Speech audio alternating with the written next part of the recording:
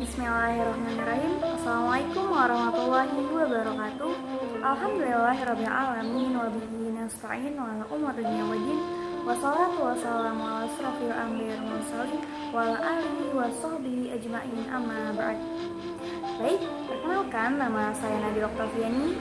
Saya dari kelas MBSE angkatan 19 Institut Taskia. Pada kali ini saya akan memaparkan tentang sejarah peradaban Islam mengenai 3 masa kerajaan Islam yang terbesar. Apakah 3 kerajaan tersebut? Mari simak videonya. Perkembangan Islam di 3 kerajaan besar. Pada awal abad pertengahan, dunia Islam mulai mengalami kemunduran secara politis. Namun, kaum muslimin mencapai kebangkitan dengan munculnya 3 kerajaan besar, yaitu Kerajaan Utsmani di Turki, Kerajaan Safawi di Persia, dan Kerajaan Mughal di India. Ketiga kerajaan ini muncul dalam rentang waktu antara tahun 1500 sampai 1800 Masehi. Sejarah ketiganya dapat dibagi dalam 2 fase, yaitu fase kemajuan dari 1500 sampai 1700 Masehi dan fase kemunduran pada 1700 sampai 1800 Masehi. Yang pertama, Kerajaan Utsmani. Perkembangan peradaban Islam. Dinasti Utsmani berasal dari suku bangsa Turki dari kabilah Oghuz yang mendiami daerah Mongol dan daerah utara Cina. Mereka masuk Islam sekitar abad ke-9 atau abad ke-10 di bawah kepemimpinan Ertugrul. Mereka mengabadikan diri pada Sultan Alauddin II yang kebetulan sedang berperang melawan Bizantium.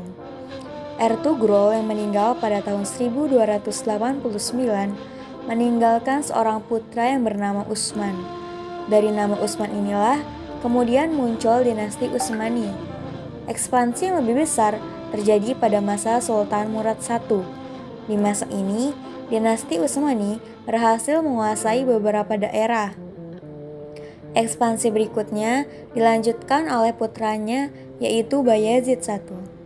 Puncak ekspansi dinasti Utsmani yaitu pada masa Sultan Muhammad II atau yang dikenal dengan gelar Al-Fatih, Sang Penakluk. Pada masanya dilakukan ekspansi secara besar-besaran. Kota penting ditaklukkannya yaitu Konstantinopel. Sultan Muhammad Al-Fatih juga mengganti nama kota menjadi Istanbul dan menjadikannya sebagai ibu kota dinasti Utsmani. Selanjutnya, faktor-faktor pendukung kemajuan kerajaan Utsmani.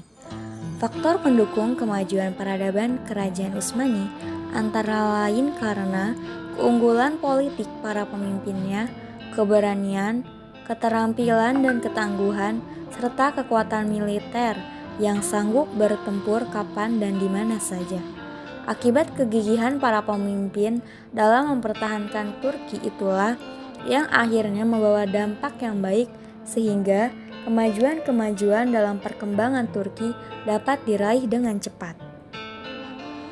Kemunduran Kerajaan Utsmani.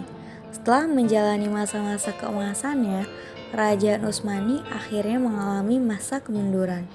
Kemunduran Kerajaan Utsmani ini terjadi setelah wafatnya Sulaiman Al-Qanuni. Setelah wafatnya Sultan Salman, terjadi perebutan kekuasaan antara putranya sendiri. Di antara sebab lain akan kemunduran Kerajaan Utsmani ialah: yang pertama, wilayah kekuasaan yang sangat luas. Yang kedua, heterogenitas penduduk. Ketiga, kelemahan para penguasa. Keempat, budaya pungli. Kelima, pemberontakan tentara Janisari. Keenam, merosotnya ekonomi. Dan yang terakhir, terjadinya stagnasi dalam lapangan ilmu dan teknologi. Selanjutnya yang kedua, Kerajaan Safawi. Perkembangan peradaban Islam. Dinasti Safawiyah di Persia berdiri sejak tahun 1502 sampai 1722 Masehi. Awalnya, Kerajaan Safawi berasal dari sebuah gerakan tarekat yang berdiri di Ardabil. Tarekat ini diberi nama Tarekat Safawiyah yang diambil dari nama Safawi.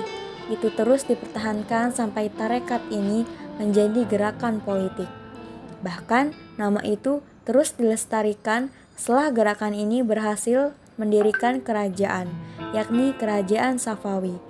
Keadaan politik dinasti Safawi mulai bangkit kembali setelah abad 1 naik tahta dari tahun 1587 sampai 1629 yang menata administrasi negara dengan cara yang lebih baik. Masa kekuasaan abad 1 merupakan puncak kejayaan Kerajaan Safawi. Faktor-faktor pendukung kemajuan Kerajaan Safawi. Faktor pendukung kemajuan peradaban Kerajaan Safawi antara lain karena beberapa langkah yang ditempuh oleh abad 1 yang merupakan pelopor puncak kejayaan pada masa itu setelah Safawi mengalami saat-saat yang memprihatinkan. Langkah-langkah itu antara lain usaha abad 1 untuk menghilangkan dominasi pasukan Gizibas dan mengadakan perjanjian damai dengan Turki sehingga ia berhasil mengatasi berbagai gejolak dalam negeri yang mengganggu stabilitas negara sampai akhirnya kejayaan dapat diraih pada masa itu. Kemunduran Kerajaan Safawi. Adapun sebab lain akan kemunduran Kerajaan Safawi ialah: yang pertama, para pemimpin yang lemah. Yang kedua, para pemimpin suka minum minuman keras. Yang ketiga, adanya dekadensi moral yang melanda sebagian pemimpin. Yang keempat, konflik yang berkepanjangan dengan kerajaan Utsmani yang beraliran Syiah. Yang kelima, adanya konflik internal kerajaan dalam bentuk perebutan kekuasaan di kalangan keluarga istana. Dan yang terakhir, Kerajaan Mughal. Perkembangan peradaban Islam. Dinasti Mughal berdiri seperempat abad sesudah berdirinya dinasti Safawi.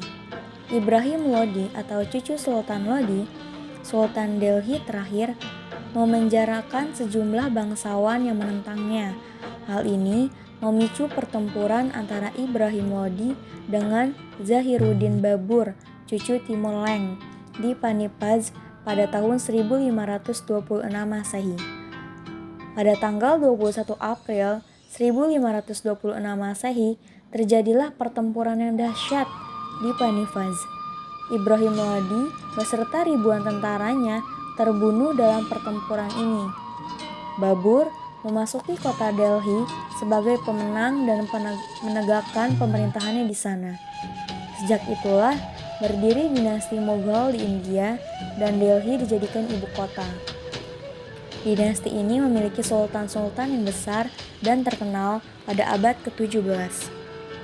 Faktor-faktor pendukung kemajuan Kerajaan Mughal. Faktor pendukung kemajuan peradaban Kerajaan Mughal antara lain karena penerapan politik sulakhul atau toleransi universal yang diterapkan oleh Akbar, di mana tidak ada perbedaan antara rakyat India dan semua dipandang sama. Faktor lain yang terpenting adalah karena kemantapan stabilitas politik akibat sistem pemerintahan yang diterapkan oleh Akbar. Kemunduran Kerajaan Mughal. Sepeninggal Aurangzeb pada 1707 Masehi, kerajaan ini mulai mengalami kemunduran. Meskipun tetap berkuasa selama 1500 tahun berikutnya, masuknya Inggris ke India membuat kerajaan Mughal ini melemah.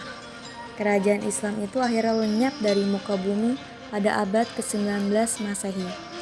Adapun sebab lain akan kemunduran kerajaan Mughal ialah: 1. Kemerosotan moral dan hidup mewah di kalangan elit politik yang mengakibatkan pemborosan dalam penggunaan uang negara. Yang kedua, pendekatan Aurangzeb yang terlampau kasar dalam melaksanakan ide-ide Puritan sehingga konflik antar agama sangat sukar diatasi oleh sultan sesudahnya. Yang ketiga, semua pewaris tahta kerajaan pada paruh terakhir adalah orang-orang lemah dalam bidang kepemimpinan. Dan keempat, terjadi stagnasi dalam pembinaan militer sehingga operasi militer di Inggris di wilayah-wilayah pantai tidak dapat segera dipantau oleh kekuatan maritim Mughal. Sekian dari saya mengenai pemaparan sejarah peradaban Islam mengenai 3 masa kerajaan Islam. Semoga bermanfaat. Wassalamualaikum warahmatullahi wabarakatuh.